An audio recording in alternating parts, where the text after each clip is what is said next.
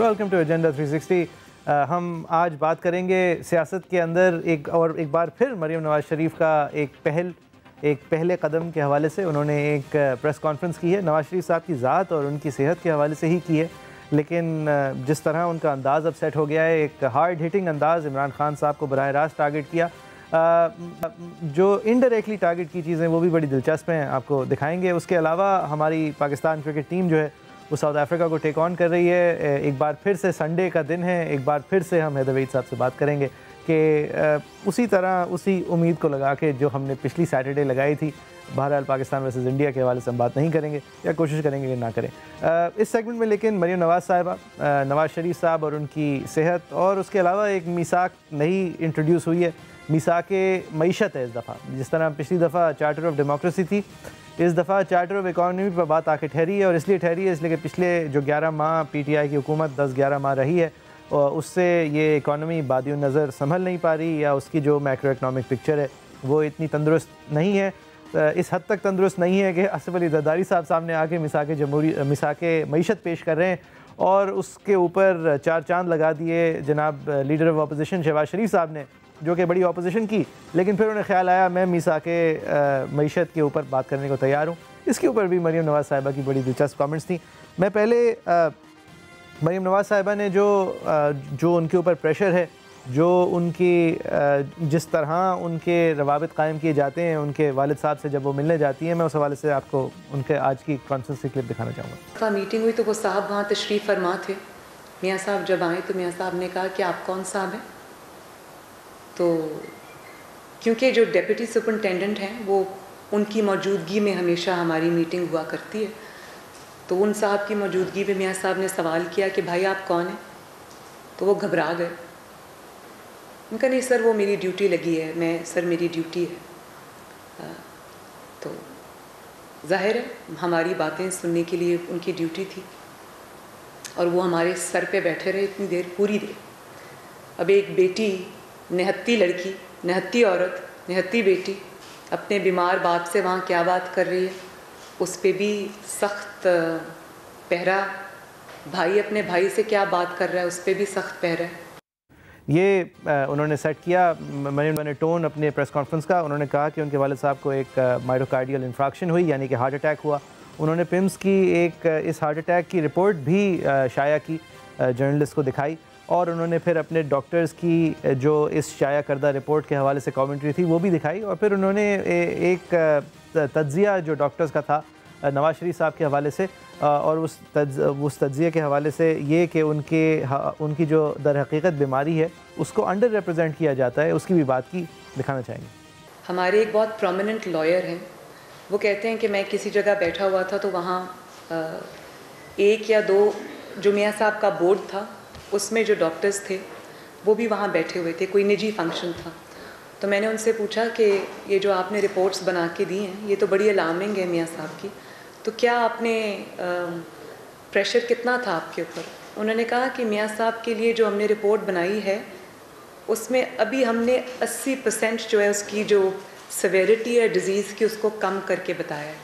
क्योंकि एक तो हम अपनी नौकरी को ख़तरे में नहीं डाल सकते, दूसरा रिपोर्ट का एक एक लफ्ज़ जो है वो मॉनिटर किया जा रहा था, और वो बैठ के जो है वो लिखवाया गया हमसे। जी, हमें इस हवाले से बात करने के लिए हमारे दोनों ब्यूरो चीफ्स जो लाहौर और इस्लामाबाद के ब्यूरो चीफ्स हैं उन्होंने ज्वाइन किया है, और फ़ारूक हबीब साहब PTI के MNA उन्होंने ज्वाइन किया है। Khalid Azeem sahab bureau chief for Islamabad, Ahmad Waleed sahab bureau chief for Lahore, and Farooq Habib sahab representative of the PTI। अब तीनों का बहुत शुक्रिया। मेरे ख्याल से खालिद साहब अगर आप ये टोन सेट कर दें, अहमद वलीद साहब की राय मेरे ख्याल से मेरे लिए थोड़ी बहुत प्रेडिक्टेबल है, लेकिन उनसे भी लूँगा, और फिर ऑब्वियसली हुकूमत से हम जवाब लेंगे। ये मरीम नवाज़ साहिबा पब्लिकली अपने ही टर्म्स पे मेजर्ड प्रेस कॉन्फ्रेंस करने गालिबन पहली बार आई, और उन्होंने जो सब्जेक्ट चुना वो अपने वालिद साहब की बीमारी, एक बहुत पर्सनल और एक बहुत प्राइवेट मैटर इस वक्त तक उन्होंने चुना, और जिस तरह उन्होंने बात की वो मेरे ख्याल से उनका एक टिपिकल अंदाज़ है। किस तरह देखते हैं आज की प्रेस कॉन्फ्रेंस? लेकिन जी इसी हफ्ते इस्लामाबाद हाई कोर्ट से जो तिब्बी बुनियादों पे बेल थी मियाँ साहब की, उसकी दरख्वास्त रिजेक्ट हुई, और उसके बाद फिर मरीम नवाज़ साहिबा की मुलाकात भी हुई, और वो मुलाकात इस अंदाज़ में थी कि उस दिन शायद कोई कदगन ये लगाई गई थी कि 5 से ज़्यादा लोग नहीं मिल सकते और बाकी लोगों से मुलाकात मियाँ साहब की नहीं हो सकी। उसके अंदर जो गुफ्तगू हुई है वो आज उसी का लुबे लुबाब आज सामने आया है। और ये मैं तो समझता हूँ कि ये एक तरह से डिक्लेरेशन है कि शायद वो आइंदा इस मामले को अदालती फोरम पे लड़ने का कोई इरादा नहीं रखते, क्योंकि इससे पहले इस्लामाबाद हाई कोर्ट से दरख्वास्त रिजेक्ट हुई, फिर उसके अगेंस्ट जब इन्होंने सुप्रीम कोर्ट में अपील की तो सुप्रीम कोर्ट में उनको 6 हफ्ते का वक्त मिला था और वो लोकल इलाज करवाने के लिए था, जिससे पूरी तरह से वो फ़ायदा तो नहीं उठा सके या उनको फ़ायदा नहीं पहुंच सका। और उसके बाद फिर उन्होंने नई रिपोर्ट्स की बुनियाद पे जो इस्लामाबाद हाई कोर्ट में दरख्वास्त दायर की, उसकी अगरचे तफसीली वजूहत तो अभी सामने नहीं आई लेकिन वो रिजेक्ट हो चुकी। तो आज दूसरे लफ्ज़ों में उन्होंने मायूसी का इजहार कर दिया है और साथ साथ ये कह दिया कि अगर मियाँ साहब को कुछ हुआ तो उसकी ज़िम्मेदारी तमाम इदारों पे होगी। गोया दूसरे लफ्ज़ों में ये भी कह रहे हैं कि एक तरह से इसको इंटरप्रेट किया जा सकता है कि शायद वो उनका इशारा अदलिया की तरफ भी है कि अदलिया ने चूँकि उनको रिलीफ नहीं दिया और उनका कहना था कि मुझे ताज्जुब है कि इतनी तफसीली रिपोर्ट होने के बावजूद, मियाँ साहब की सेहत के हवाले से इतनी तशवीशनाक रिपोर्ट्स होने के बावजूद अदलिया ने उसको कंसिडर नहीं किया और उन्होंने इस पर ताज्जुब का इजहार किया है। लेकिन जो उनका ये जुमला है कि मैंने आज ये मुकदमा अवाम की अदालत में दायर कर दिया है, दूसरे लफ्ज़ों में वो एक तरह से ये डिक्लेरेशन है कि शायद अब वो इस हवाले से सुप्रीम कोर्ट में भी अपील ना करें और किसी और नई रिपोर्ट की बुनियाद पे वो इस्लामाबाद हाई कोर्ट में ना जाएं। और इसमें उन्होंने ये इम्प्रेशन भी एक तरह से दिया है कि जी इमरान खान साहब तो इस मामले में रिलीफ दे नहीं सकते, कोई और लोग हैं जो रिलीफ दे सकते थे लेकिन हमें रिलीफ नहीं मिला। अब उसकी चूँकि वो उन्होंने ढके छुपे अल्फाज में ये बात कही है, लिहाजा मैं उसको यही कहूँगा कि वो ढके छुपे अल्फाज में ही इसको हम भी रखते हैं। और ये कहा जा सकता है कि उन्होंने इशारे कर दिए। मोहम्मद मोरसी के सिचुएशन का जो उन्होंने हवाला दिया है वो हम दिखा भी सकते हैं। बिल्कुल भी किसी से रिलीफ नहीं मांग रही। मेरा आज का मकसद मियाँ साहब की सेहत की जो एक बहुत सीरियस सिचुएशन है उसको मैं आवाम के सामने रख रही हूँ। मैं 22 करोड़ आवाम को गवाह बना रही हूँ, क्योंकि ना मियाँ साहब ना ये मिस्र है और ना इंशाअल्लाह ताला मियाँ साहब को हम मुर्सी बनने देंगे।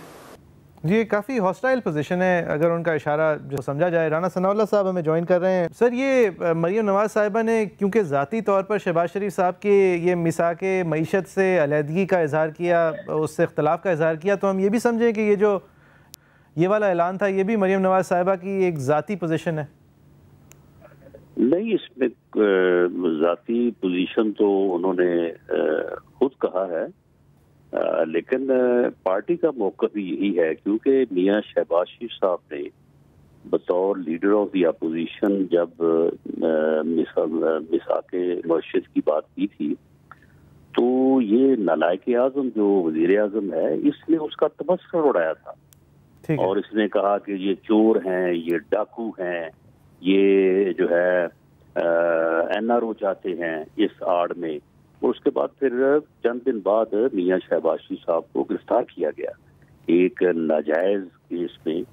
तो उसके बाद जो है मिसाक मईशत की जो है बात, मैं मिसाक मईशत का हवाला दे रहा था सर। मैं पूछ ये रहा था कि जिस तरह वो उन्होंने कहा कि अब मैं अपनी ज़ाती राय देना चाह रही हूँ, तो वो ये जो मोहम्मद मोरसी और मिस्र वाला हवाला दिया नवाज शरीफ साहब से कंपेयर करते हुए, वो भी पार्टी लाइन है? नहीं, बिल्कुल जो है पार्टी इस बात के ऊपर जो है वो बड़ा सीरियस मौक़िफ़ रखती है कि मियाँ नवाज शरीफ को जो सेहत के मसाइल दरपेश हैं उनके तहत उन्हें बेल का रिलीफ जो है वो मिलना चाहिए था, और अदालत की तरफ से जो रिलीफ नहीं दिया गया, हम अदालत के उस फैसले से मुत्फिक नहीं हैं, हम उसके ऊपर मोतरज़ हैं और हमारी नाक़िस राय में अदालत का फैसला जो है वो मेरिट के ऊपर जो है वो पूरा नहीं उतरता, और ऐसा समझना हमारा आईनी और कानूनी हक है।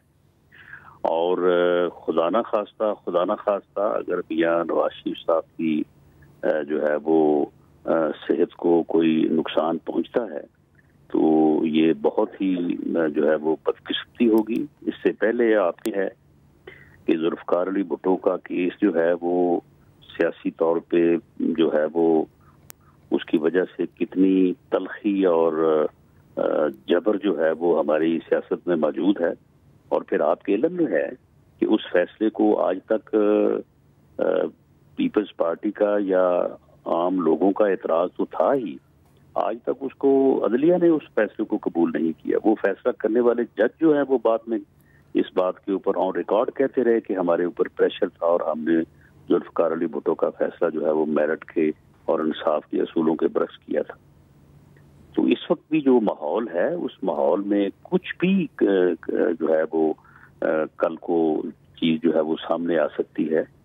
तो इसलिए हम समझते हैं कि मियां नवाज शरीफ साहब के साथ जो है ये बड़ी ज्यादती है और उन्हें रिलीफ मिलना चाहिए और उन्हें जो है वो अपने इलाज के लिए बेल जो है वो उनका कानूनी हक है। ठीक है राना साहब, बहुत शुक्रिया आपका। अहमद वलीद साहब के पास आने से पहले मैं फरीद साहब से उनकी रिस्पांस ले लूँ। सर, ये मरीम नवाज साहिबा की कॉन्फ्रेंस पे इन जनरल अगर आप कमेंट करना चाहेंगे और स्पेसिफिकली ये चार्जेस के इमरान खान साहब जो हैं वो शायद ये फैसले खुद या उनके अंडर नहीं हो रहे। देखें, बात यह है कि जो मरीम साहिबा ने बात की आज, मामला ये है कि इनके पास अब सियासत में करने के अलावा या कहने के अलावा कुछ नहीं रह गया। ये मियाँ साहब की जो सेहत है उसके ऊपर ही सियासत कर रहे हैं। और ये आप बताएं कि मियाँ साहब को जब जेल में गए हैं तो उसके बाद उनके लिए डॉक्टर्स के बोर्ड भी बने, बोर्ड बन के रिपोर्ट्स अदालतों के अंदर सबमिट हुई। उन्हीं रिपोर्ट्स के बुनियाद के ऊपर जो है वो इनको 6 हफ्ते का रिलीफ भी दिया गया। उन 6 हफ्तों के दौरान इन्होंने कोई एक्सरे भी करवाया हो, इन्होंने कोई रिपोर्ट भी करवाई हो, कोई इलाज करवाया नहीं, ट्रीटमेंट करवाई नहीं, वक्त पूरा हुआ वापस चले गए। अब ये भी फैसला जो है अदालत ने करनी है। मियाँ नवाज शरीफ को जो है वो सज़ा ना तो इमरान खान ने दी है ना किसी और इदारे ने दी है, सज़ा तो उनको अदलिया ने दी है और इनको अपना डिफेंस का पूरा मौका फराहम किया गया। अब आज वो खातून बैठ के मीडिया पर आके मियाँ साहब की सेहत के हवाले से बात कर रही हैं, जिनकी अपनी जो बात का लेवल ये है कि जिन्होंने ये कहा था कि मेरी बैरून मुल्क क्या, मेरी तो पाकिस्तान के अंदर कोई प्रॉपर्टी नहीं है। बाद में वो प्रॉपर्टीज़ भी बाहर आ गई, पूरी कौम ने देखा और बाद में देखा कि वो डिपेंडेंट भी निकली और उनके नाम के ऊपर प्रॉपर्टीज़ थी। तो उनके कॉलो फेल का तो यहाँ तक मामला आगे ख़त्म हो जाता है। इसलिए कर रहे हैं इसलिए कि आप समझते हैं कि आज वो गलत बयानी कर रही थी मरीम नवाज साहिबा। देखें कौमेशा पहली बार नहीं की उन्होंने, वो हमेशा मुबालगा आराई गलत बयानी से और कौम को गुमराह करने की कोशिश करती हैं। वो जो अपने वालिद साहब की सेहत के बारे में बात कर रही थी वो गलत बयानी कर रही हैं, उनके वालिद तंदुरुस्त हैं। देखें मामला ये है कि एक तरीक़ाकार है, मियाँ नवाज शरीफ साहब जो है वो कैद में हैं, इम्प्रिजनमेंट में हैं, कानून के मुताबिक उनको सज़ा हुई है।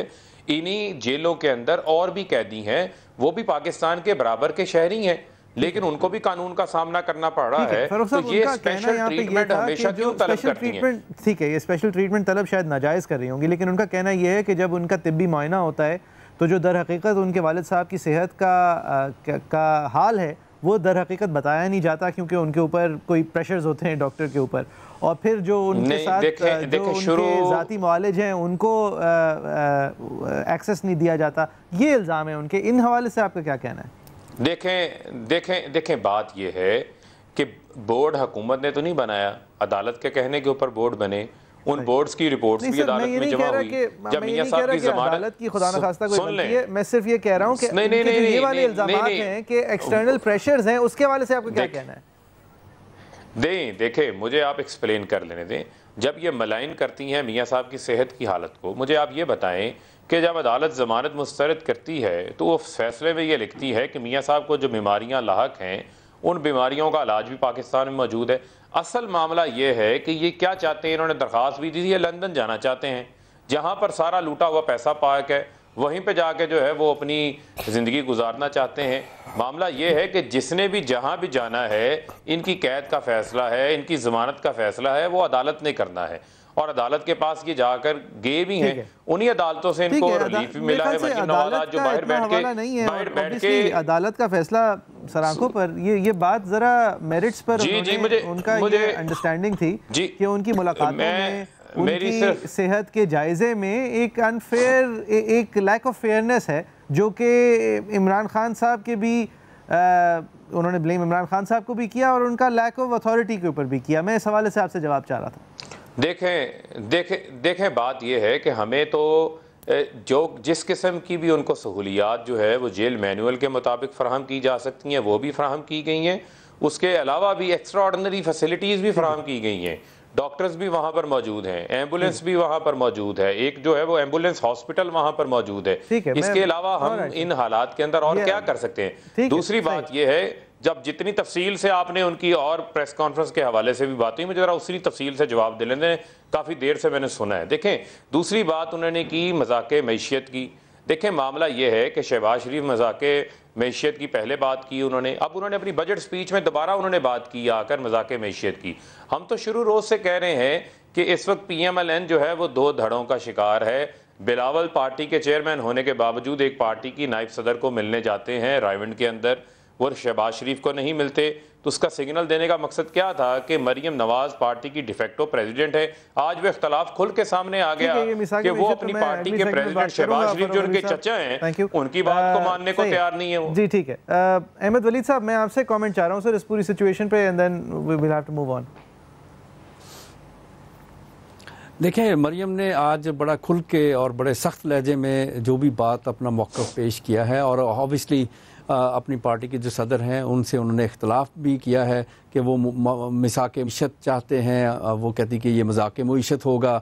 आप ज़रा एक नोट करें कि शहबाज शरीफ जो हैं वो मिसाक मईशत की ऑफ़र करा रहे हैं हुकूमत को ताकि कोई इकॉनमी जो है वो बेहतर हो सके। दूसरी तरफ आसिफ अली जरदारी जो हैं वो भी एग्री करते हैं उनके साथ कि हम हुकूमत के साथ उनके ये जो मसाइल हैं मुआशी उनके ऊपर ताउन करने के लिए तैयार हैं। लेकिन अगर आप दूसरी तरफ देखें तो बिलावल जो है उनकी बड़ी एग्रेसिव टोन है। मरियम नवाज़ की आपने देख ली आज के उन्होंने किस तरह से बात की, उनकी भी बड़ी एग्रेसिव टोन है। तो दोनों तरफ से ये चीज़ें सामने आ रही हैं कि बिलावल जो है बहुत गुस्से में बात करते हैं। उन्होंने भी जो लास्ट नाइट जो स्पीच की उसमें बड़ा उनके अंदर गुस्सा था। आज जो मरियम है धीमे लहजे में बात करती, लेकिन उनकी बात में बड़ा एग्रेशन था। वो किसी चीज़ को मानने के लिए तैयार नहीं है। उन्होंने सिंपली कहा है कि अगर नवाज शरीफ को कुछ हुआ तो ज़िम्मेदार तमाम होंगे। तमाम से मतलब सबको इशारे उन्होंने दे दिए कि जैसे मिस्र में मुर्सी के साथ हुआ है तो यहाँ पे नवाज शरीफ के साथ नहीं होने देंगे। तो ये पार्टी के अंदर थोड़ी सी कन्फ्यूजन भी है कि पार्टी के अंदर इस तरह के रहनुमा हैं जो ये समझते हैं कि हमें वाज़ेह लाइन मिलनी चाहिए कि क्या हमने शहबाज शरीफ साहब जो हैं जो कि सदर हैं पार्टी के उनकी लाइन पे चलना है या मरियम नवाज की लाइन पे चलना है। इस हवाले से हम ब्रेक के बाद PML नून से भी पूछेंगे। खालिद अजीम साहब, बिफोर वी गो सर, मैं आपसे भी ये पूछना चाहूँगा, ये जो इशारा हमारे PTI के मेहमान ने फ़ारूक हबीब साहब ने दिया है, ये भी सर एक वाज़ेह डिफरेंस है ना, एक मॉरल कैपिटल का फ़र्क है। यानी कि मोहम्मद मोर्सी को एक बहस्ती प्रेसिडेंट इलेक्ट होने के बाद पावर्स दैट बी ने हटाया, चार्जेस जो थे वो ज़रा फ़र्क थे। यहाँ पर नवाज शरीफ साहब एक कन्विक्टेड कैदी हैं, एक चोरी उनकी पकड़ी गई है, कहता है हमारा सुप्रीम कोर्ट। यहाँ पर एक मॉरल कैपिटल का ज़रा फ़र्क है ना, अगर आप इस तरह की आप क्लेम करते हैं। जी बिल्कुल, आपने सही कहा। मोहम्मद मुर्सी को तो हटाने के बाद फिर मुकदमात बने और चार्जेस हैं, और नवाज शरीफ साहब जो हैं वो मौजूद थे तो उस वक्त उनके खिलाफ मुकदमात बने, अदालत में उनके खिलाफ फैसला हुआ। मैं या आप एग्री करें या ना करें, राना सनाउल्लाह साहब की बात कोई अगर ले लें कि वो भुट्टो का फैसला आज कोर्ट करते हैं, लेकिन हक़ाइक़ ये हैं कि भुट्टो के फैसले के ऊपर अमल दरामद भी हुआ और भुट्टो साहब अब मौजूद नहीं है। अब सूरत हाल ये है कि जब आप अदलिया में गए, अदलिया में आपने एक अपना मुकदमा रखा, वहाँ आप उसको अगर कबूल वो उसको तस्लीम नहीं करवा सके तो उसके बाद अगला रिलीफ जो है वो अगर कहीं से मिल सकता है तो वो अदलिया ही है। लेकिन मोहम्मद मुर्सी का हवाला दे के उन्होंने बहुत साफ लफ्ज़ों में, आपको भी पता है कि वहाँ पे डोमिनेंट फोर्सेस जो हैं वो कौन है, और यहाँ पे अगर वो बार बार ये कह रही थी कि इमरान खान क्या दे सकता है, इमरान खान तो खुद बेबस है, वो तो खुद किसी का मोहताज है, तो इसका मतलब है कि वो बहुत वाज़ेह इशारा कर रही थी इस्टेब्लिशमेंट की तरफ। लेकिन सर मेरा वापस से ये कहना होगा, और वो बहुत पुरकशिश इशारा भी हो सकता है, यानी कि बहुत इंटरेस्टिंग भी हो सकता है, लेकिन जवाब फिर फ़ारूक हबीब साहब की तरफ से जिस तरह आया सर, फिर वो मनी ट्रेल नहीं है, कतरी ख़त था, साहबजादों को ये नहीं पता कौन सा घर किसके पास है। माजरत के साथ ये सारी चीज़ें डाइल्यूट करती हैं ना आपकी पोजीशन को, अगर आप एक प्रिंसिपल पोजीशन लेते हैं। जिस तरह जरदारी साहब जब आज मिसाक जमहूरियत की बातें करते हैं तो वो हम भूल नहीं सकते ना सादिक संजरानी साहब के इलेक्शन में जरदारी साहब का क्या किरदार था अभी मार्च में। यानी कि ये भी तो ये रेलेवेंट इशूज़ होते हैं मॉरल कैपिटल।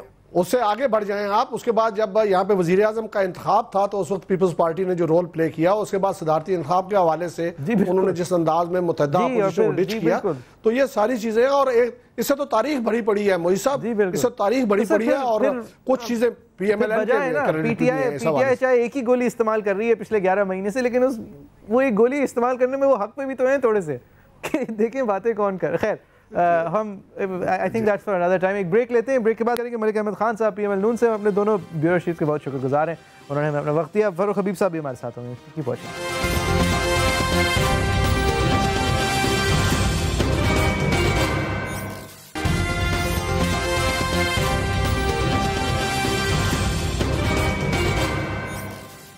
वेलकम बैक, आप देख रहे हैं एजेंडा 360। हमारे साथ फ़ारूक हबीब साहब हैं जो पीटीआई के एमएनए हैं, और हमें अब ज्वाइन किया है मलिक अहमद खान साहब ने, MPa for the PMLN. Malik साहब बहुत शुक्रिया आपके वक्त का।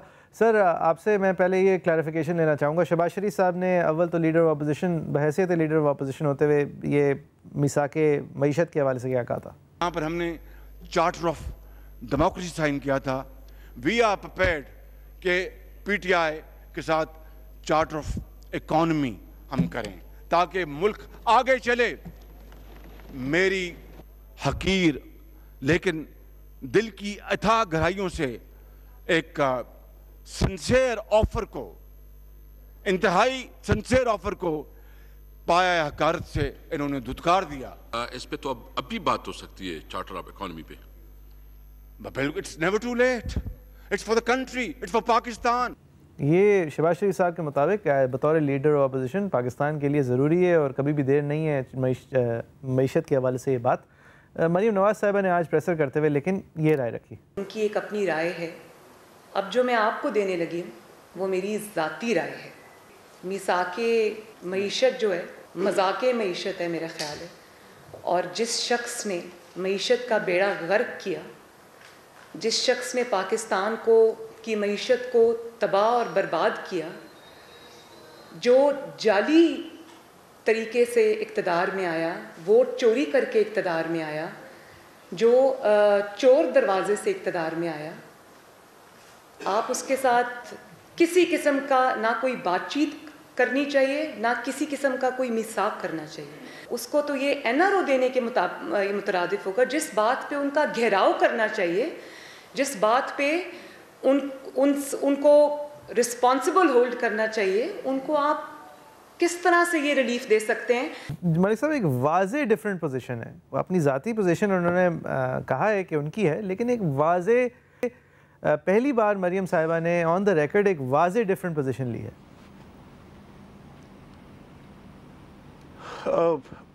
देखिए सर, इसमें बुनियादी तौर पे मिसाके मईशत की जब बात की थी, जब तब गवर्नमेंट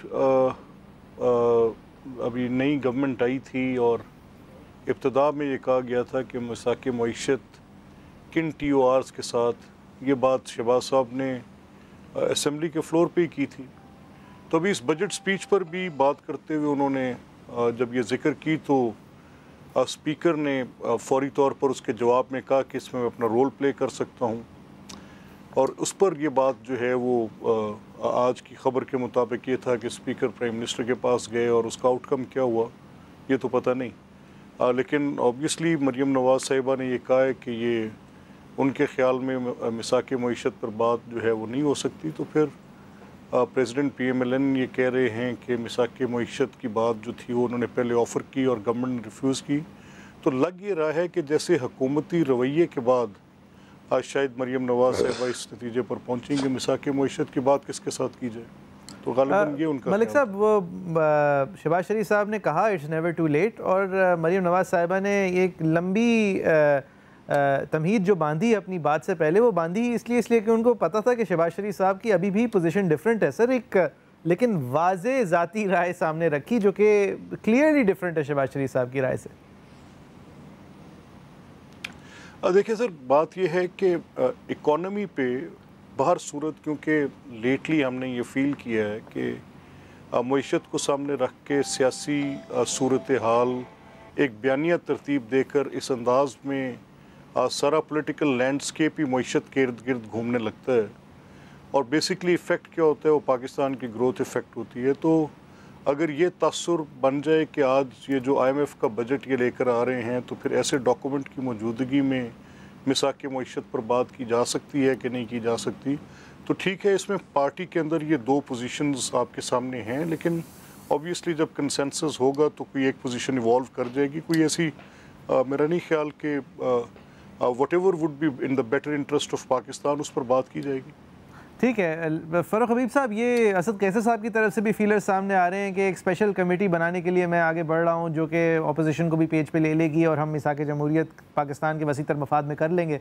आपकी पार्टी की फिर अब यही पोजीशन है सर कि अगर हाथ बढ़ाया जाएगा उस तरफ से, अगर शहबाज शरीफ साहब आज भी कायम है इस पर, तो आप साथ काम कर सकते हैं? देखें, बात यह है कि जो पार्लिमान है, पार्लिमान का मकसद क्या है? पार्लिमान के अंदर तो जो है वो मुस्बत डिबेट होनी चाहिए। और जहाँ तक रही बात इकानमी की, मुल्क की मैशियत की, तो मुल्क की मैशियत की जो ये मरियम साहिबा जिस तरफ इशारा कर रही थी कि मुल्क की मैशियत पिछले 10 साल में तबाह हो गई, तो जो पिछले 6,000 से 30,000 अरब रुपए के कर्जे हैं वो PTI की गवर्नमेंट ने तो नहीं लिए। जो PTI को रिकॉर्ड $19 बिलियन का जो करंट अकाउंट डेफिसिट मिला था वो भी PTI की हुकूमत में नहीं है। ये जो सर्कुलर डेट का पहाड़ छोड़ के गए हैं, जो वर्ल्ड रिकॉर्ड बना के गए हैं, ये भी पिछले 10 माह के अंदर नहीं बना। और जो रिकॉर्ड हमें कमी मिली फॉरेन रिजर्व्स के अंदर $18 बिलियन से $9 बिलियन पे ये छोड़ के गए, वो भी हमारे दौर के अंदर नहीं रहा। और जो कर्जों के इंटरेस्ट पेमेंट अदा करनी है 3,000 अरब, वो इन्हीं के लिए हुए कर्जों की हम पेमेंट अदा कर रहे हैं। लेकिन इसके बावजूद नहीं, गुजारिश सुन लेना ज़रा, थोड़ा पस मंज़र बयान करना ज़रूरी है ताकि हकाइक लोगों के सामने हो।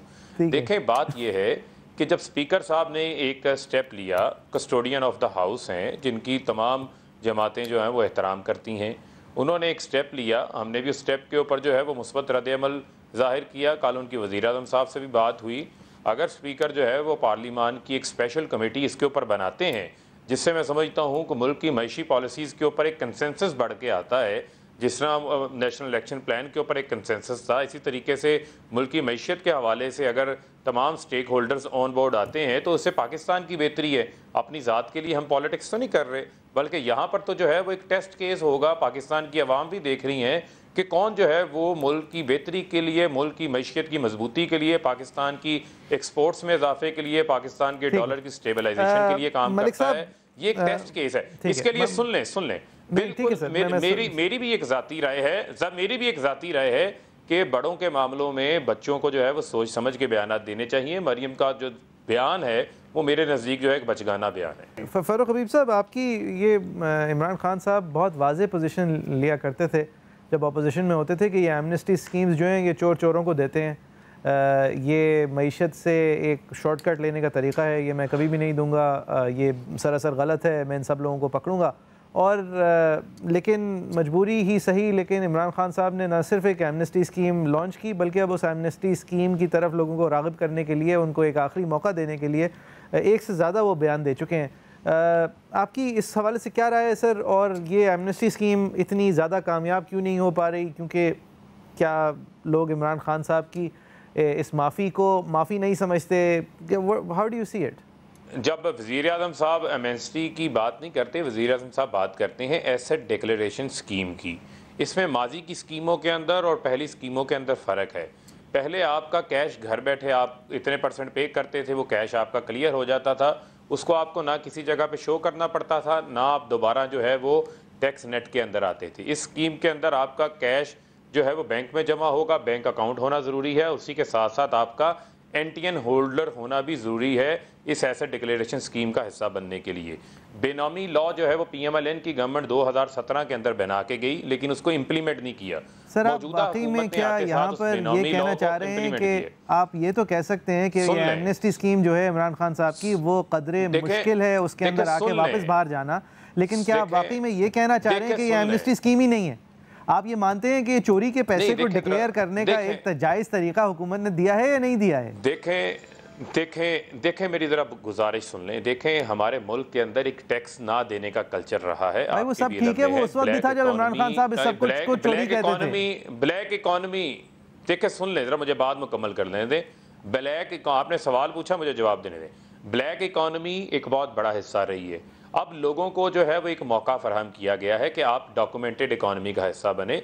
लोग इससे अपना फ़ायदा उठा रहे हैं और इसकी कामयाबी और नाकामी का फैसला इसकी जो मुद्दत है उसके पूरा होने के बाद किया मैंने जाएगा। इसकी कामयाबी और नाकामी का सिर्फ सवाल नहीं किया था, ना ये कामयाब हुई या नाकाम हुई नहीं पूछा था। मैंने आपसे ये पूछा था इमरान खान साहब के ये नियत के तक हमेशा खिलाफ रहा तो उन्होंने फिर इसको क्यों अपनाने की कोशिश की, और आपने जवाब में कहा ये एमनेस्टी ही नहीं। बात ये है, नहीं देखें सुन लें, इस एसेट डिक्लेरेशन सिस्टम के स्कीम के तहत लोगों को एक मौका फराहम किया गया है कि अब हुकूमत के पास वो मालूमात मौजूद हैं, वो डाटा मौजूद है, यही मौका जब शायद हकान अब्बासी साहब की हुकूमत ने दिया था, उससे पहले जब पीपल्स पार्टी की हुकूमत ने दिया था तो इमरान खान साहब कहते थे कि चोरों को छोड़ने का तरीका है। ज्यादा मुश्किल नहीं होगी मुझे दिखाना चाहूंगा उनके पुराने आप उसको अगर आप उसको किसी बयानात के साथ जोड़ना चाहते हैं ये आपकी अपनी मर्जी हो सकती है। सर ये मेरा जोड़ना जो है नाजायज होगा, पहले दिखा दें वो बयान। इस एमनेस्टी स्कीम को मेरी और मेरी पार्टी मुस्तरद करती है। हम आज कह रहे हैं कि इंशाअल्लाह 2018 का हम इलेक्शन जीतेंगे।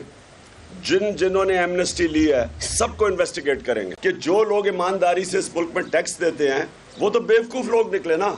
आपने तो उनको ये पैगाम दिया कि तुम्हारे से ज़्यादा बेवकूफ़ कोई है नहीं। जो ईमानदार टैक्स पेयर है उनके ऊपर टैक्स है।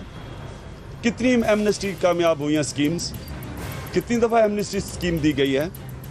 ये इस मुल्क की मुझे अफसोस से कहना पड़ता है कि रूलिंग एलीट अपने लिए एमनेस्टी स्कीम लेके आती है ब्लैक का पैसा वाइट करने के लिए। इसको हम इसकी सख्त मुखालफत करेंगे। जो टैक्स देते हैं उनको नुकसान होता है, जो टैक्स नहीं देते उनको फायदा होता है, और फिर थोड़ी देर के बाद एमनेस्टी हो जाती है तो वो फिर से बच जाते हैं। तो ये नाजायज होगा सर? आपका सवाल पूछना हक है, आपका सवाल पूछना हक है, आप सवाल पूछें, मेरा काम जवाब देना है, मैं उसका जवाब दे रहा हूँ। सही, तो आपका जवाब क्या है? देखें मैंने तो आपको बता दिया कि हमने एक मौका फराहम किया है। आपने ये मौका क्यों फराहम किया मेरा सवाल है, जबकि आप इस पॉलिसी के खिलाफ थे जब आप अपोजिशन में थे। मलिक साहब आपकी क्या राय है सर इस एमनेस्टी स्कीम पे, जो कि एमनेस्टी स्कीम नहीं है? नहीं देखें, मैं ये ज़रूर कहूँगा कि जो भी वजूहात हैं, मुझे नहीं पता इसका कि क्यों प्री इलेक्शंस जो पोजीशन इमरान खान साहब की थी वो और पोस्ट इलेक्शंस उनकी पोजीशन सिर्फ एमनेस्टी पे चेंज नहीं हुई, उनकी यकसर मुकम्मल जो आज तक उन्होंने क्लेम किया था उन सारे मामलात से उनकी पोजीशन चेंज हुई। और जब प्री इलेक्शंस उनको ये कहा जाता था कि जो मौक़िफ़ आप इख्तियार कर रहे हैं जब आप हुकूमत में आएंगे तो वो चीज़ें जिनको आप फॉल्ट लाइंस के तौर पे एक्सप्लॉइट कर रहे हैं वो चीज़ें हुकूमत साजी का हिस्सा होती हैं। अब जब गवर्नमेंट में आए तो उनको अंदाज़ा हुआ कि वो सारी पोजीशंस जो उन्होंने प्री इलेक्शंस ली थी वो सिर्फ पब्लिक कंजम्पशन की थी, वो सिर्फ फॉल्ट लाइंस को एक्सप्लॉइट करते थे। कोई भी ऐसी चीज़ जिसको पॉलिटिकल रिटोरिक पे उठाकर अपने पॉलिटिकल ओपोनेंट्स के ख़िलाफ़ इस्तेमाल किया जा सकता था देन गवर्नमेंट के ख़िलाफ़, तो उसको वो करते थे। ठीक है, मलिक अहमद खान साहब आपका, फ़ारूक हबीब साहब, आप दोनों का बहुत बहुत शुक्रिया। व्यूअर आए facebook.com/agenda360 @agenda360 समा हमारा ट्विटर हैंडल है। एक ब्रेक लेंगे, ब्रेक के बाद जब फिर हाजिर होंगे तो क्रिकेट की बात करेंगे। एक बार फिर से पाकिस्तानियों के सामने एक मुश्किल इतवार आ रही है। पिछली इतवार थी पाकिस्तान वर्सेस इंडिया, इस दफ़ा Pakistan versus South Africa, with all on the line as usual with Pakistan. Keep watching.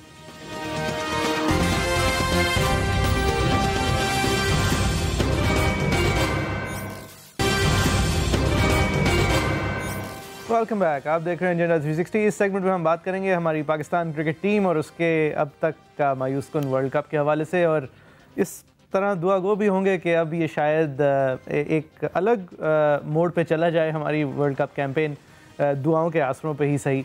Pakistan कल साउथ अफ्रीका को खेल रहा है, लॉर्ड्स में खेल रहा है, एक फेवरेबल वेन्यू है पाकिस्तान के लिए, ऑलबीएट फॉर टेस्ट मैचेस। और रिवायती तौर पर ये मुबैना हार्ट ब्रेक से पहले हमारा एक जो सेगमेंट है तो वहीद साहब के साथ जिस तरह पिछले हफ्ते हुआ था वो हम इस हफ्ते भी करने की कोशिश करेंगे। वहीद साहब, thank you very much for joining us once again. शुरू मेरे ख्याल से ये भी रिवायत ही होनी चाहिए, अगर कोई इंग्लैंड में मैच देखने जा रहा हो तो शुरू करें विद द वेदर अपडेट। मौसम किस तरह, कैसा लग रहा है, व्हाट इज़ एक्सपेक्टेड? मौसम में खासी तब्दीली आई है और उम्मीद है कि ये पाकिस्तान की टीम की कारकर्दगी के हवाले से भी एक जो है वो खुशाइन बात हो और एक तब्दीली का इंडिकेटर हो। इट्स वार्म्ड अप और आप देख रहे हैं कि पिचेस पे भी इसका थोड़ा असर हमें नजर आ रहा है। स्पिन जो है वो ज़्यादा अब एम्प्लॉय हो रही है, हम देख रहे हैं उस तरह से रन्स नहीं बन रहे, स्लोअर विकेटें जो हैं उस तरह से तेज नहीं हैं जिस तरह से पहले थी। Ball is not coming on to the bat the same way. तो वेदर जो है यहाँ पे डेफिनेटली थोड़ा चेंज हुआ है और अगले हफ्ते में और कल के हवाले से भी मैं आपको बताता चलूं कि गर्मी है लंदन के हवाले से करनी है। आप 40 डिग्री में बैठे हुए हैं यहाँ पे। जब मैं आया था 10 तारीख को तो I think feels like 5 degrees था। तो कल 24 डिग्री का हाई है, जो कि यहाँ के लिए इट मींस के the weather is warming up. Let's hope that so is the Pakistan cricket team. सही है। और वार्म अप होना, अब एक ऐसी टीम से हमारा टाकरा हो रहा है जो कि पेपर पे बहुत मजबूत है, लेकिन जब बड़े टूर्नामेंट्स खेलती है तो ऐसा होता है जैसे स्पिरिट अपने साथ लेके नहीं आई, साउथ अफ्रीका में ही छोड़ आई। हम साउथ अफ्रीका की बात कर रहे हैं। दूसरी तरफ हमारी टीम जो कि इससे ज्यादा खुश ना हो जी, इस बात से ज्यादा खुश ना हो, क्योंकि साउथ अफ्रीका चोकर जरूर मशहूर हैं, बट चोकिंग तो जब होती है ना कि जब आप पे प्रेशर हो, जब आपने आगे एडवांस करना हो। They are out of the world cup, they have nothing to really play for but pride. तो अब वो जो पेपर टाइगर हैं उनके सारे, वो कोई भी उनमें से जो है उस दिन परफॉर्म कर सकता है। और ये एडवांटेज जो टीम्स को उनके खिलाफ रहा है कि वो चोक कर जाते हैं या प्रेशर नहीं ले पाते, तो कल प्रेशर हम पे है, उन पे कम। सही है। और इसकी कितनी उम्मीद है कि हम आखिरकार इस टूर्नामेंट में जाते जाते ही सही या इसके दूसरे विंग के अंदर ही सही अपनी बेस्ट 11 खिला लेंगे? देखें, ये बात बिल्कुल है कि अभी वी आर स्टिल स्ट्रगलिंग कि हम अपनी बेस्ट 11 जो है वो समझ भी पाएं। अब शोएब मलिक साहब का एक्सपेरिमेंट मेरे ख्याल से खत्म होना चाहिए। हमने आगे भी देखा है कि हमारी जो फास्ट बॉलिंग है वो भी कोई सेटल नहीं हो पाती। हम समझते हैं हसन अली अब जो है परमानेंट मेंबर होने चाहिए, और फिर उनकी बॉलिंग उस तरह की होती है जो इंडिया के खिलाफ हुई। फिर हम लेकिन अपनी रिजर्व बेंच और स्ट्रेंथ देखते हैं तो वहाँ भी कोई बहुत ज्यादा हमें उम्मीद नहीं नजर आती। तो देखें, सिलेक्शन तो अपनी जगह, इस टीम को अपने आप को पिकअप करना, जो देखें इंडिया के मैच के बाद पूरा हफ्ता जो है मीडिया बैशिंग हुई है, खासकर कप्तान के पीछे पड़े हैं मीडिया में भी और वैसे भी। तो ये प्रेशर अब सरफराज खासकर और टीम किस तरह से लेती है, ये बहुत इंपॉर्टेंट होगा। हमने एक रिवायत तो बनाई है और चैंपियंस ट्रॉफी में भी हमने ये देखा कि जब when we are most likely to do well is when we do well the most. लेकिन अब इस पे रिलाय कर करके भी जो है ना कहीं लक रन्स आउट। अब देखना पड़ेगा कि कल क्या होगा। लेकिन एक और बहुत बड़ा इम्तिहान पाकिस्तान टीम और उसके कप्तान का खासकर, क्योंकि पिछले हफ्ते में जो प्रेशर इंडिया की डिफीट के बाद उनको लेना पड़ा है, तो उसके बाद मेरे ख्याल से उनके definitely test of his character. अगर ये आखिरी चैप्टर ही सही सरफराज नवाज की कैप्टनसी और शायद प्लेइंग करियर में, तो ये आखिरी चैप्टर भी डिटर्मिन इसी बात से होगा कि किस तरह के सरफराज अहमद साहब उतरते हैं, किस तरह वो ट्रूप्स को लीड करते हैं और किस तरह उनके प्लेयर्स उनको किस तरह रिस्पॉन्ड करते हैं। क्योंकि हमने हर तरह की मीडिया बैशिंग ज़रूर देखी है। अगर प्लेइंग 11 की हम बात कर लें, इमाम और फ़खर अप टॉप मेरे ख्याल से।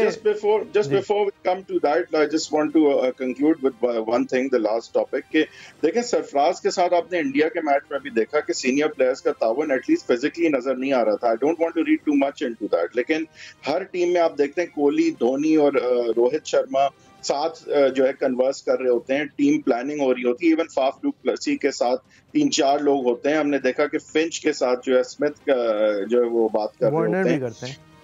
तो सरफराज जो है वो उसके साथ मुझे नजर नहीं आया कि सीनियर मेंबरान जो है हफीज है, शोएब मलिक है, कोई बहुत ज्यादा उसको सपोर्ट करते हुए फिजिकली नजर नहीं आया। It may mean nothing really, but जो भी ऑप्टिक्स आपने क्योंकि बोला, तो वो बॉडी लैंग्वेज जो होती है उसमें सरफराज अकेले नजर आए।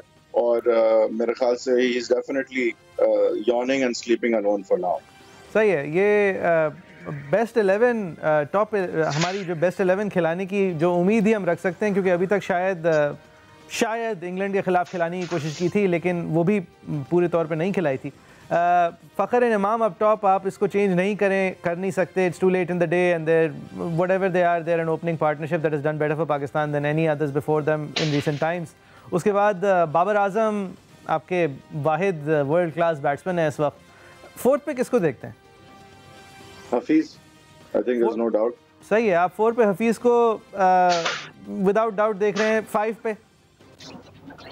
पे देखें, मेरे ख्याल से वो सिचुएशन पे डिपेंड करेगा। मैं आसिफ अली को खिलाऊंगा, क्योंकि आसिफ अली अभी तक टेम्परामेंट दिखाने से कासिर जरूर हैं, लेकिन आसिफ अली का आप ये ना भूलिएगा कि आसिफ अली बहुत ही जो है उनमें एक एबिलिटी हिटिंग की उस किस्म की है जिस किस्म की एबिलिटी ही नहीं है इस टीम में किसी और। ठीक है, तो मेरे ख्याल से हम दोनों इस बात पे अग्रीड हैं कि Shoaib Malik will have to go, और या तो आसिफ अली या हारिस सुहेल और सरफराज अहमद में से एक जो है वो 5 पे आएगा। अगर अर्ली विकेट गिर जाती है तो सरफराज अहमद, और अगर लेट गिरती है या वो स्टेज इन द गेम है तो फिर आसिफ अली अब्व सरफराज अहमद।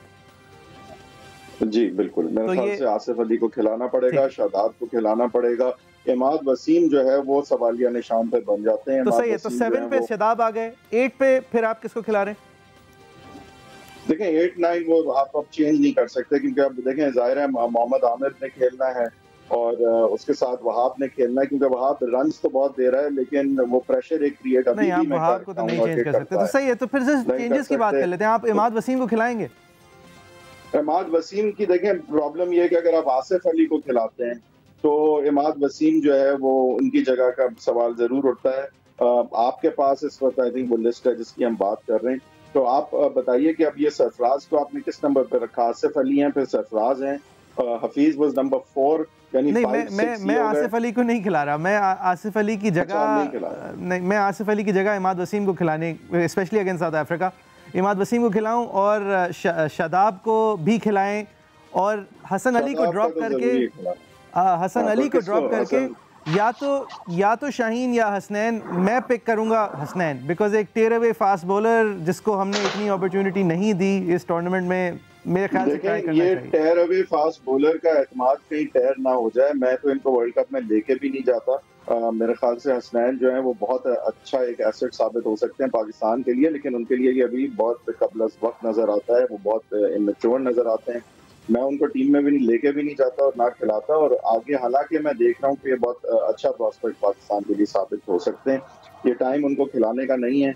और ठीक है, तो हसन अली की जगह आप शाहीन शाह अफरीदी को खिलाएंगे?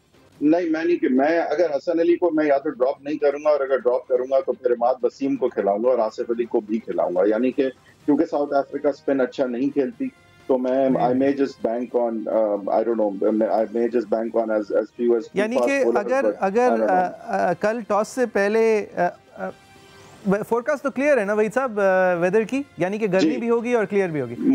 मोर और लेस क्लियर है। It's a cloudy day perhaps, but forecast rain का नहीं है और most likely we will get a full match. सही है, तो let's hope we get a good one. सही है, तो ये अगर टॉस पे आपको शोएब मलिक का नाम टीम की फहरिस्त में नजर आए तो ये आपके ख्याल में हमारी चांसेस के लिए फेटल है? हमारा बैलेंस बहुत ज़्यादा आउट हो जाएगा, या फिर क्योंकि उम्मीद पर पाकिस्तान की कम से कम दुनिया कायम है? फेटल तो मैं नहीं कहूँगा, लेकिन हैविंग सेड दैट मैं ये ज़रूर समझूंगा कि शोएब मलिक को इस तरह परसिस्ट करना, जब वो आउटफील्ड में भी कोई टीम को बैकअप करते नजर नहीं आते, उनकी बैटिंग बिल्कुल जीरो चल रही है, बॉलिंग ज्यादा उनको यूज नहीं किया गया है। Sprouts is done okay. India के खिलाफ वो पहले ओवर नहीं समझ आ गई थी कि नहीं चलने वाले। साउथ अफ्रीका स्पिन अच्छा नहीं खेलती, तो मैं समझूंगा वो इनको रखने की वजह है कि हम ज्यादा स्पिनर खिलाना चाह रहे हैं और इमाद वसीम को क्योंकि हमें बाहर करना पड़ा आसिफ अली की वजह से, इसलिए उसको खिला रहे हैं, या तो मैं ये समझूंगा। पर मैं नहीं समझता कि शोएब मलिक को कल खेलना चाहिए। And I think Asif Ali और इमाद वसीम दोनों I would prefer to Shoaib Malik. सही। और फ़ैन न्यूज़ क्या है? क्या आपको अगर मिल रहे हैं कोई पाकिस्तानी फ़ैन वैसे ही नायाब हैं आजकल स्टैंड्स में? ये सब कॉन्टिनेंट सपोर्ट हमने बांग्लादेश की अच्छी देखी है, इंडिया की देखी है। मैं ऐसी चीज़ बताना पसंद नहीं करता, बट ये क्योंकि पब्लिक डोमेन में है, तो पाकिस्तान के कुछ क्रिकेटर्स हैरड्स में शॉपिंग कर रहे थे, जिसमें कोई बुराई नहीं है, बेचारे ज़रूर शॉपिंग करें। और लेकिन मैं बताने खबर ये है कि वो देखने में ऐसे लग रहे थे जब देखे गए कि बेचारे, उनको ये था कि कहीं वीडियो कोई बना के ये ना कहना शुरू कर दे कि देखो मैच खेलना नहीं आता और हैरिट्स को शॉपिंग कर रहे हैं। तो ये मोराल इस वक्त टीम का बॉडी लैंग्वेज से नजर आया। जाहिर है कि मुझे आके ये बात तो नहीं बताई थी किसी प्लेयर ने। अब देखें, बात यही है कि इनका पूरा हक है ये हैरिट्स पर भी शॉपिंग करें, हर वो चीज करें। मैं तो ये तक समझता हूँ कि उन्होंने एक रात पहले क्या खाया था, ये इनकी इंडोर मैनेजमेंट की बात है। ये हमें नहीं पता कि अगर 2 दिन के फाके के बाद खाया था, क्या प्लानिंग थी क्या नहीं थी। मुझे रिजल्ट से मतलब है, और रिजल्ट एज लॉन्ग एज कोई स्कैंडलस बात ना हो, तो मैं इस चीज में नहीं पढ़ना चाहता कि वो एक रात पहले भी क्या कर रहे हैं। लेकिन जब रिजल्ट उस तरह का होगा और परफॉर्मेंस उस तरह की होगी, तो फिर जाहिर है सवाल उठेंगे। और देखें, मोइज ये जरूर समझा जाए कि अभी हमने इंग्लैंड को खिलाफ तवक्को हराया है। इंग्लैंड और ऑस्ट्रेलिया और इंडिया से तवक्को यही थी कि हम हारेंगे, वेस्ट इंडीज से हम खिलाफ तवक्को हारे हैं।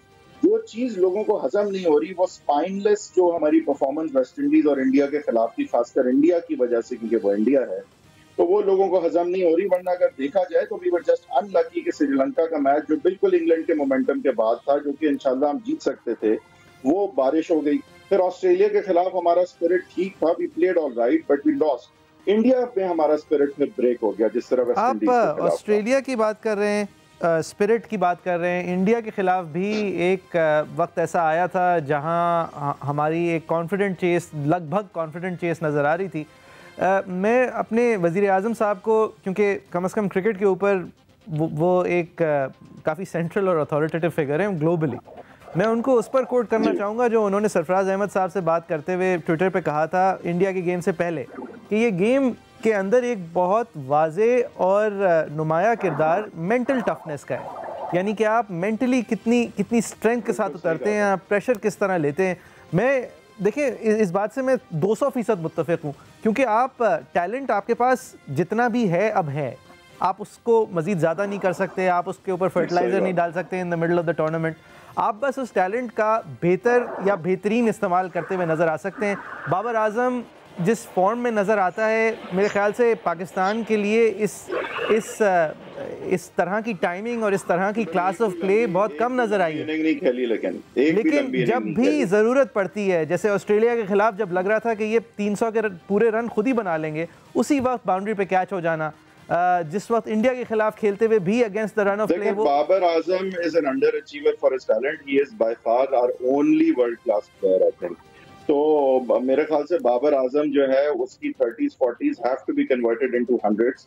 उसकी टेम्परामेंट का इशू है, टाइमिंग बड़ी जबरदस्त है, he is the only one who strokes the ball. लेकिन वही मैं इशारा ही वो करना चाह रहा हूं कि ये मेंटल टफनेस का ही फर्क है ना, यानी कोल्टर नाइल जो ऑस्ट्रेलिया के लिए खेल रहा है और जब जरूरत है तो स्कोर कर रहा है, वो कोल्टर नाइल से कहीं ज्यादा टैलेंटेड नजर आते हैं बाबर आजम साहब। लेकिन व्हेन इट मैटर्स हमारी सारी टीम में से मेरे ख्याल से वो मेंटल ग्रिट ही एक और प्रेशर जो बाबर आजम लेके घूमते हैं कि उन्हें ये पता है, जो कि कोल्टर नाइल को शायद नहीं इतना वो होता कि बाकी इर्द गिर्द कोई बैटिंग करेगा नहीं। तो ऑल्दो ऑस्ट्रेलिया में वेस्ट इंडीज के खिलाफ ऐसा हुआ था, बट ओवरऑल ऑस्ट्रेलिया की टीम में और भी लोग हैं जो बैटिंग करते हैं। मैं एक और जनरली परफॉर्मिंग नहीं, देखिए ऑस्ट्रेलिया के 5 डाउन जब हो गए थे वेस्ट इंडीज के खिलाफ, तो आप सब मैं भी अगर ये समझ जाऊं कि वो शायद हार जाएंगे, लेकिन ऑस्ट्रेलियंस जो 5 और आने थे उन्होंने ये नहीं समझा था।